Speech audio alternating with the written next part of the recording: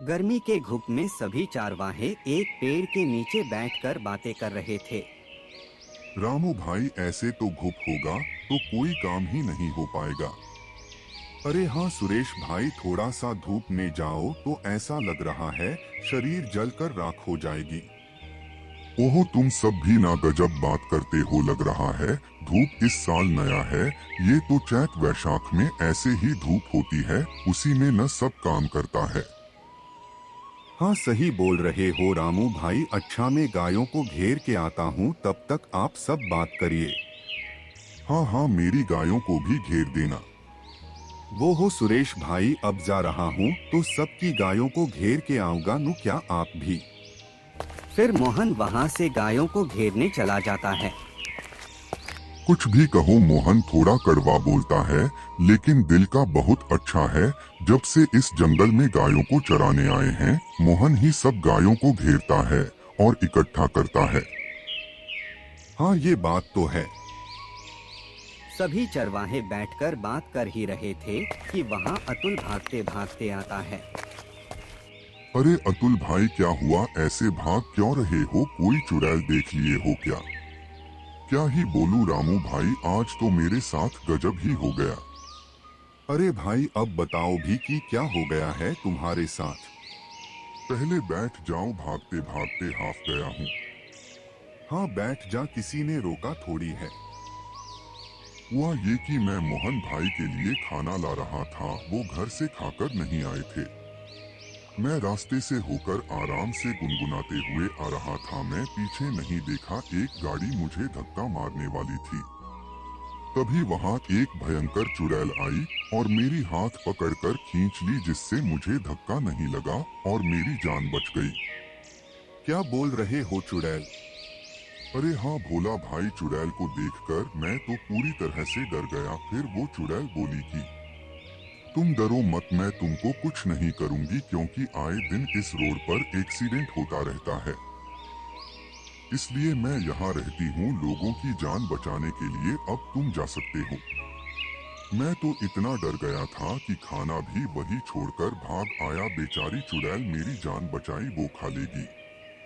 अतुल, तुम कोई कहानी बना रहे हो। चुड़ैल भूत ऐसा कुछ नहीं होता है। अरे रामू भाई, मैं सच बोल रहा हूँ, मेरे राम जी की कसम, सच में चुड़ैल मेरी जान बचाई है। फिर सभी वहाँ बैठकर कुछ देर बात करते हैं और शाम हो जाती है। सभी अपने अपने गाय और भैंसों के साथ गांव में आ जाते हैं। फिर रामू अपने घर जाता है और अपनी पत्नी सोनिया को आवाज लगाता है। सोनिया, ओ सोनिया, थोड़ा पानी पिलाओ, प्यास लगी है। सोनिया पानी लाती है और रामू के पास रख देती है। अरे भाई, खाना बना है कि नहीं? बहुत तेज भूख लगी है। जी खाना बन गया है, हाथ मुंह धो के चलिए खा लीजिए। हाँ तुम जाओ, खाना निकालो, मैं हाथ मुंह धोकर आता हूँ। फिर सोनिया वहाँ से किचन में चली जाती है खाना निकालने। हाथ मुंह धोकर रामू खाना खाता है और फिर दोनों सो जाते हैं। फिर अगले सुबह रामू को किसी काम से बाहर जाना था तो वो सोनिया से बोलता है। सोनिया, मुझे कुछ काम से बाहर जाना है, तो मोहन भाई से बोल देना जब आएंगे तो कि हमारी गायों को भी चराने लेते जाएंगे। अब ये लो, मैं उनसे क्या बोलूँगी, आप फोन करके बोल दीजिए। वो ये बात तो मेरे दिमाग में आई ही नहीं, रुको करता हूँ। फिर रामू मोहन को फोन लगता है और बोलता है। अरे मोहन भाई, मैं बोल रहा था कि मुझे थोड़ा काम से बाहर जाना है। आज मेरी गायों को आप चराने लेते जाएगा, मैं शाम तक आऊंगा तो उधर आऊंगा। ठीक है रामू भाई, आप आराम से जाओ, जब मैं आऊंगा तो लेते जाऊंगा। दोनों बात कर लेते हैं। तब रामू सोनिया से बोलता है। चलो सोनिया, मोहन से बात हो गई, अब मैं चलता हूँ। हाँ ठीक है, जाइए। फिर रामू घर से निकल जाता है। पूरा दिन बीतता है, शाम हो जाती है। रामू सड़क से होकर आ रहा था, तभी पीछे से एक ट्रक आ रही थी। वो ट्रक रामू को धक्का मारने वाली थी कि तभी चुड़ैल वहां आती है और रामू को बचा लेती है। चुड़ैल को देखकर रामू एकदम से डर जाता है। बाप रे, ये तो सच बोल रहा था अतुल, इसी रास्ते से वो भी गया था। अब ये चुड़ैल पता ना मेरे साथ क्या करेगी। चुड़ैल जी मुझे जाने दो, मुझे जाने दो। अरे तो मैं कहाँ रोकी हूँ, तुम इंसान कितना लापरवाह होते हो, अपनी जान की तुम्हें बिल्कुल भी फिक्र नहीं होती है।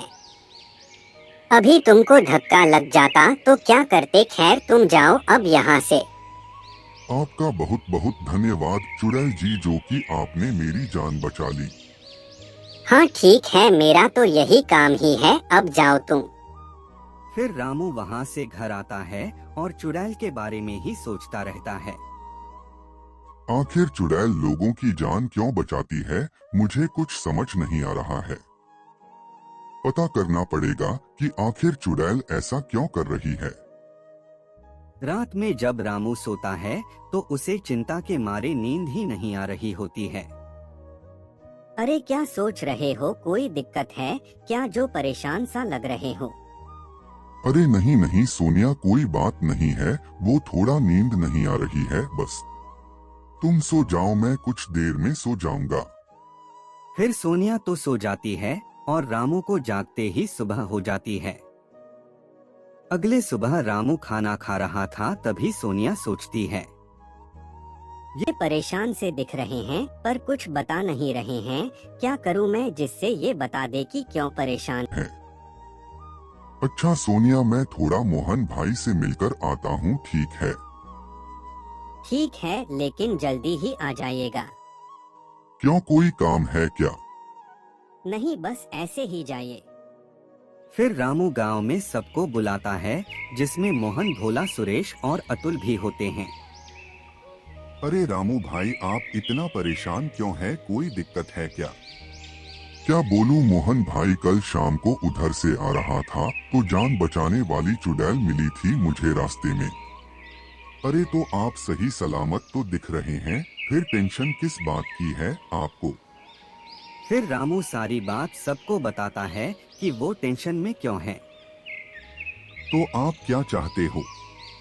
मैं चाहता हूँ कि हम सब उस चुड़ैल से ये जाने कि आखिर वो चुड़ैल लोगों की जान क्यों बचाती है, इसके पीछे क्या बात है।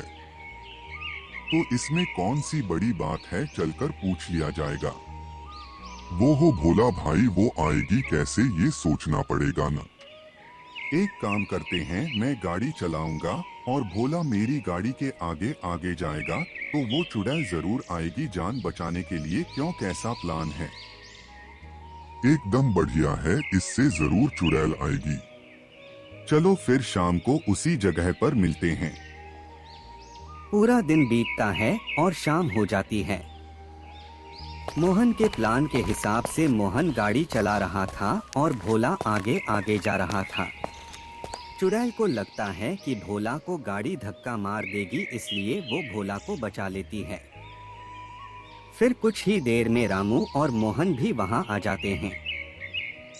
अरे तुम सब एक साथ यहाँ कैसे आ गए? दरअसल चुड़ैल जी, ये हम सब का प्लान था आपको बुलाने के लिए। मुझे बुलाने के लिए मतलब क्यों? वो हम आपसे जानना चाहते हैं कि आप एक चुड़ैल होकर भी हम इंसानों की मदद करती हो, इसके पीछे क्या कारण है? 4 साल पहले की बात है, इसी गांव में मेरी शादी हुई थी। मेरी जिससे शादी हुई थी वो किसी दूसरी औरत को पसंद करता था। जब भी मैं ये बात उससे पूछती थी मुझे बहुत मारता था। एक दिन वो मुझे बहुत मार देता है, जिससे मैं घर से निकलकर अपने मायके जा रही थी इसी रास्ते से। मेरे पीछे एक गाड़ी आ रही थी, तब इसी गांव का कोई था जो मुझे बचाना चाहा, लेकिन किस्मत सही नहीं थी, हम दोनों ही उस गाड़ी के नीचे आ गए। उसे तो शांति मिल गई, लेकिन मैं भटकने लगी। तब से मैं सोच ली कि इस गांव के लोगों की जान में बचाऊंगी, कभी भी इस रास्ते पर कोई नहीं मरेगा। आपकी कहानी तो सच में बहुत दुखदाई है, पर अब आपको मुक्ति कैसे मिलेगी? बस एक छोटी सी पूजा करवा दो, मुझे मुक्ति मिल जाएगी। फिर सब पास के मंदिर में जाते हैं, चुड़ैल के नाम का एक पूजा करवाते हैं, जिसके बाद चुड़ैल को मुक्ति मिल जाती है।